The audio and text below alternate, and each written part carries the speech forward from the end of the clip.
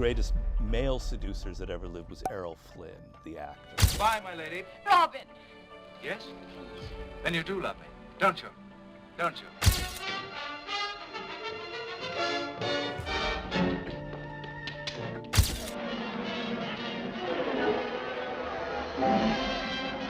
All three of you. For what? For the illegal killing of buffalo and selling the hides. Oh, you're crazy. Against us, and us against the world. Those of you in favor of these... Old Hollywood star Errol Flynn had a debonair facade, but it apparently hid a disturbing dark side. After long days playing iconic heroes, Flynn spent his nights engaged in wild escapades that often left his name splashed across tabloid covers. In fact, there have been rumors that throughout his whole life, Flynn had a total of 14,000 flings with young mistresses. Many of these did not make it to the tabloids, but for those that did, it was a public scandal. So, let's get into it.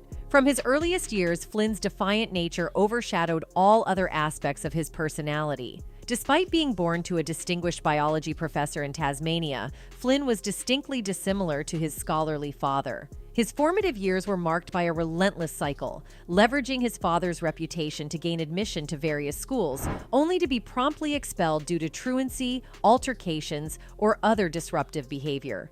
Following his dismissal from several London schools, Flynn returned to Australia, purportedly with the intention of starting anew, or so his family thought. In 1926, Flynn came back to his roots with the intention of completing his education at a nearby school. However, his stint was short-lived. The school authorities ousted him, officially citing theft as the cause, though Flynn contended that a more sinister truth lay beneath the surface. According to him, the school expelled him after a fellow student brought to light his clandestine involvement with a significantly older maid employed at the school. But this wasn't even the worst part. At the time, Flynn was already engaged to Naomi Campbell Dibbs, the daughter of a prestigious local family. It was the final straw for both their engagement and Flynn's academic career. There'd be no following in his father's footsteps after that. He had to find a place in the world that fit him. Errol Flynn may have perfected the art of playing daring, swashbuckling characters on the big screen, but it seems life off-screen wasn't too far off that adventurous script. After bidding adieu to school, Flynn dove headfirst into a grand escapade. His initial gig at a mining company ended abruptly with a pink slip. The reason? None other than a brush with theft. It became abundantly clear that Flynn wasn't one for the slow grind of hard work and saving. In his era, if you wanted to make a fortune overnight, you'd have to risk life and limb for it, and that's just what Flynn did. Flynn may not have had much in common with his father, but he definitely took after his mother's side of the family, a seafaring clan of marauders, mutineers, and slave traders. After losing his job at the mining company, Flynn went the get-rich-quick route, traveling to Papua New Guinea in hopes that he'd rake in a fortune by mining gold. However, it quickly turned into a horrifying disaster. According to Flynn, on one excursion in Papua New Guinea, he and his men found themselves in the middle of a living nightmare. A local tribe ambushed them with arrows flying at them from all sides. Flynn's crew of hired locals fled. He ended up shooting one of his attackers and catching up with his men after. That night, he lay in fear, expecting retaliation from the tribesmen. The next morning, he was able to retreat, but his ordeal wasn't over yet. The next day, the local authorities detained Flynn and charged him with M. He represented himself in the trial, where the judge eventually accepted his arguments about self-defense and let him off. As Flynn himself later reflected, it was the one episode of trouble in his life that didn't involve women, and there'd be plenty of those to come. While his escapades at the Morobe goldfield didn't exactly work out in his favor, his family's adventurous legacy would bring him to his next great endeavor, and a little closer to stardom. Growing up, Errol Flynn and his mother believed that they were descendants of a sailor on the Bounty, the ship whose crew famously mutinied and set the captain and 18 others adrift. While this is likely not true, it must have felt like kismet when the makers of a film called In the Wake of the Bounty sought him out to play the Bounty's master's mate, Fletcher Christian. Flynn accepted the role, and while the film wasn't a success, it did open him up to an entirely new world. Flynn decided that acting was his calling, and he moved to Britain to get started. He soon began working and studying the craft but just as it had at every school he attended, his time there came to a disturbing and sudden end. Just months after arriving, the company fired him after he got into a quarrel with a female stage manager and shoved her down a set of stairs. As a man who had attacked a woman in the 1930s England, Flynn pretty much landed on his feet. Despite this setback, Flynn managed to secure a role in a film for Warner Brothers' London studio, which paved the way for an invitation to Hollywood. While his initial roles were forgettable, the studio was unwavering in its determination to transform him into a star. However, Flynn had other plans. Delving into the vibrant social scene of Hollywood, Flynn immersed himself in his customary revelry. Amidst the crowd, he spotted a familiar face, one he had met on a ship journey to the U.S., where she had previously rebuffed him. Ever one to relish a challenge, Flynn approached her, and this time, she took the bait.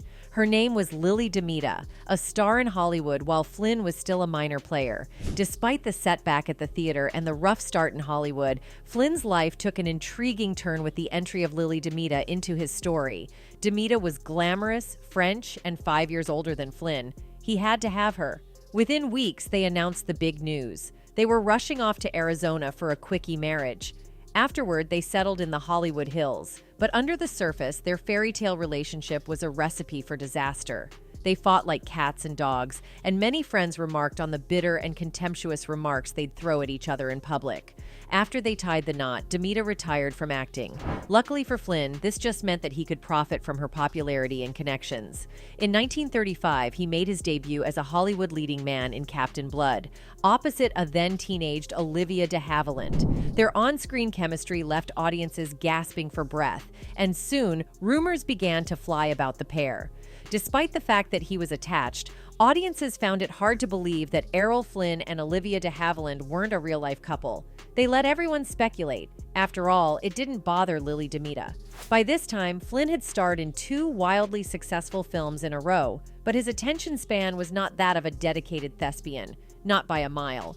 Next, he wrote a semi-autographical book about his time in Papua New Guinea. Writing the tome had reminded him of the contrast between his youthful adventures and the stifling nature of his life in Hollywood. Hoping to write about the conflicts happening there, Flynn then took off for Europe, and of course, landed himself in hot water. Flynn was always thrilled to throw himself into the center of things, but much as it did in Papua New Guinea, it immediately backfired on him. He later went forth to Spain, where he got caught in between a civil war before coming back to the U.S., a changed man. But not for the better. More than ever, Flynn did not suffer boredom well, and his life in Hollywood devolved into a flurry of parties, booze, fistfights, substance misuse, and womanizing. As the hottest heartthrob in town, Flynn no longer had to try for attention from the ladies. Women from all walks of life threw themselves at him, and he happily indulged them. However, like many misogynists before and after him, he kept women he respected at arm's length, including his frequent co-star, Olivia de Havilland. Flynn and de Havilland were 2 of the screen's brightest stars, and every picture they made together sparkled with their chemistry. Finally, after 2 years, Flynn went against his usual behavior. At a glamorous coronation ball for George VI, Flynn made a stunning declaration. As they danced cheek to cheek to the dreamy song Sweet Leilani, he finally professed his love. De Havilland had waited for years to hear those words from him, but her reaction was one they'd both come to regret. De Havilland told Flynn that she couldn't be with him until he was officially divorced from his wife, and they parted ways at the end of the night. Hopeful that her words had reached him, de Havilland was instead in for a crushing disappointment. Soon after, Flynn and DeMita reconciled. While Flynn and de Havilland continued to star opposite each other, their romance ended there. Flynn spent years in Hollywood before applying for citizenship, and when he did decide to try, it was for a truly unusual reason. There were limits on the size of boat that a foreigner could own, and his beloved boat Sirocco was too big. It was either give up the boat or become a citizen, so he chose the latter. The timing coincided with the U.S. joining Second World War, so Flynn tried to enlist. You can imagine the surprise on his face when the Army rejected him. It turned out that Flynn had some serious health issues that led to his rejection when he enlisted. There was recurrent malaria from his time in Papua New Guinea, a heart murmur, latent tuberculosis, and, if you can believe it, a variety of venereal diseases. At this point, Flynn and Lily DeMita had spent 5 years as on-again, off-again estranged spouses. But in 1940, she made a shocking revelation. She was pregnant, and he was the father. His reaction was interesting. He decided to take off to Brazil for a while. When DeMita went to the hospital to give birth, Flynn decided to take the Sirocco for a short trip. To say he did not embrace fatherhood would be an understatement. After 7 years more apart than together, the pair got a divorce in 1942. Flynn retreated to a newly built home he dubbed the Mulholland House with his bruised ego. Sure, he was a philanderer extraordinaire, but Flynn never handled rejection well. In 1942, Errol Flynn's most serious scandal yet broke out, and the details were absolutely chilling. Not one but two 17-year-old girls accused him of statutory R. When the authorities detained him for the first case, he'd been a little too talkative, saying he'd hardly touched her. As you can imagine, these words came back to haunt him. The second accusation was even more damning, as the victim had appeared as an extra in one of his films. He was in big trouble, and he knew it. Draft dodger, philanderer, heartless thug. The press had thrown a lot of names at Errol Flynn, but now they added the most disturbing one to the roster, predator. To defend Flynn, Jack Warner hired the most vicious lawyer he could find. Jerry Giesler was a shark, and when he examined Flynn's accusers on the stand, he smelled blood. During the trial, Giesler knocked each accuser's character, implied that the whole thing was a shakedown, and revealed personal details about them which made them look bad in front of the jury. Finally, it came down to the jury. After a day and a bit of deliberation, they came back with a verdict: not guilty. Flynn was overjoyed. Whatever backlash he suffered was overshadowed by the rabid fans who'd rushed to defend him. In any case, the court case didn't stop him from taking a shine to the girl who worked at the cigar stand at the courthouse. Yes, even in the middle of his worst ordeal, he couldn't keep his eye from wandering. With his name cleared, he was free to inquire about her status. And age, of course. Nora Eddington may have been 15 years younger than Flynn, but hey, at least she was 18, right? Flynn chased Nora Eddington for months on end, but in the young clerk, he'd met his match. When she wasn't rejecting him, she was challenging him. Eddington was engaged when they met, and a practicing Catholic. They were friends first, and then she worked for him, but she rebuffed his advances.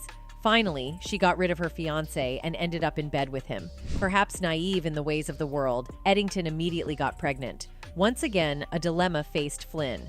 At first, he encouraged her to get an abortion, which she said no to on religious grounds. She insisted that he marry her, even if just for the duration of the pregnancy. His reaction was unexpected. He did want to marry her, but for real. However, because of his career and the circumstances surrounding his recent trial, he wanted to keep it a secret. Errol Flynn and Nora Eddington tied the knot in Acapulco in 1943. However, a happily ever after it was not. After the ceremony, Flynn left for New York City, leaving a pregnant Eddington alone in Mexico. He didn't return for 6 months, arriving just hours before she gave birth. Even just being in the same building as the birth was more than he could handle, and by the time his daughter Deirdre was born, he had 1 foot out of the door. Flynn hadn't exactly been chaste during his months in New York, but that was nothing compared to what he did after reuniting with Eddington. While she was in the hospital, he went to a bar where he ran into one of her friends. Within hours, he was in bed with her. On top of that, when the hospital leaked the details of Eddington and Flynn's marriage and newborn to the press, it created a disturbing ripple effect. There was no doubt in Flynn's mind that Eddington's baby was his. However, the news of his new wife and child set off a chain reaction across the U.S., with multiple women coming forward and claiming they'd also had love children with the actor. Somehow the story got even more twisted from there. While he settled with one of the claimants, the other eventually showed up at his home with a gun before being escorted away by the authorities. After months apart and plenty of speculation about divorce by the tabloids, Eddington showed up on Flynn's doorstep with the baby. At first, he refused to change anything about his lifestyle to accommodate them, but she had an ultimatum with 2 conditions. They'd live together at the Mulholland House, and he could do whatever he wanted as long as he didn't humiliate her. He agreed, and their unconventional relationship took flight. But the troubles didn't end there.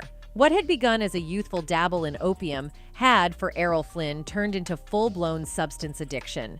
While under the influence, he would often attack Eddington, once biting her arm so hard it had to be put in a cast. The next morning, he would remember nothing. Then, his binges and hangovers began bleeding into his life on set, and they took a seriously twisted turn.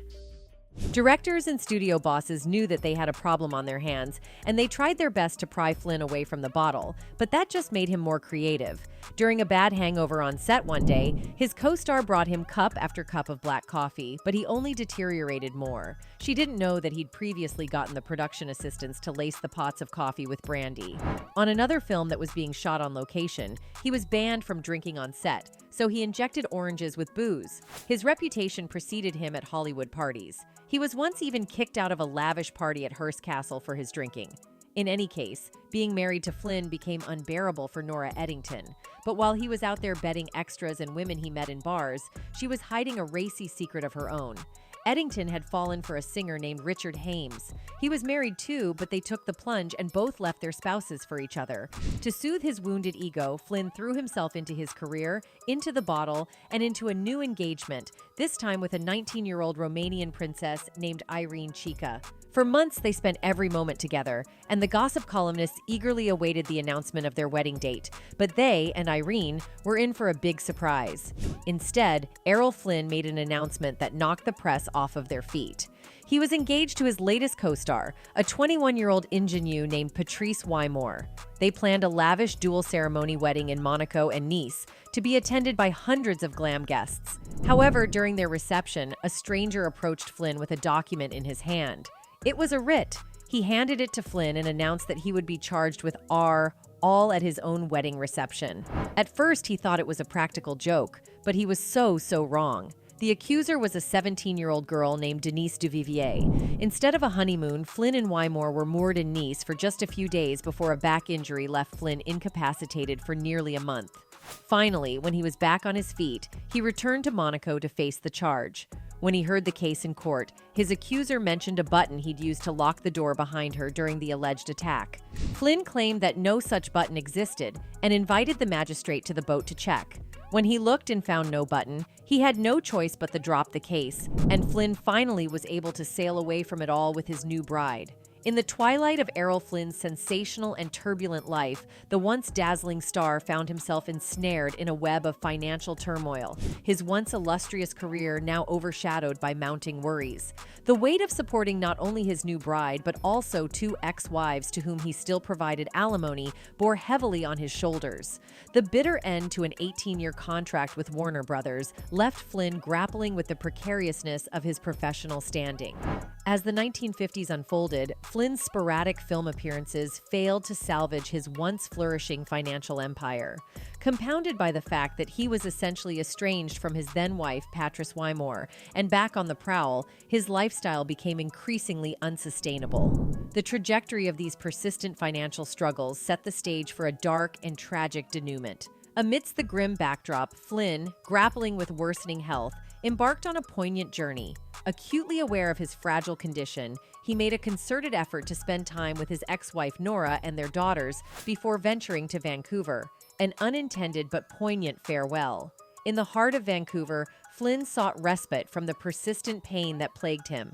A local doctor, responding to Flynn's complaints, prescribed medication and administered a leg massage advising rest.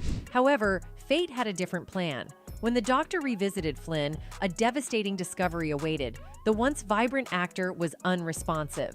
Rushed to the hospital in a desperate bid to salvage a rapidly unraveling situation, it proved to be an effort in vain. The subsequent autopsy would unveil the harrowing toll that Flynn's tumultuous life had taken on his body. A heart attack, precipitated by a body already battered by years of excess, emerged as the immediate cause of death. His liver, a testament to a life marred by drinking and addiction, stood as a silent witness, its condition so dire that had the heart attack not claimed him, cirrhosis would have within a year. Errol Flynn's life, a narrative woven with threads of high-flying adventure and wild partying, now reached a tragic and untimely conclusion. Yet, the aftermath of Flynn's passing proved to be equally scandalous.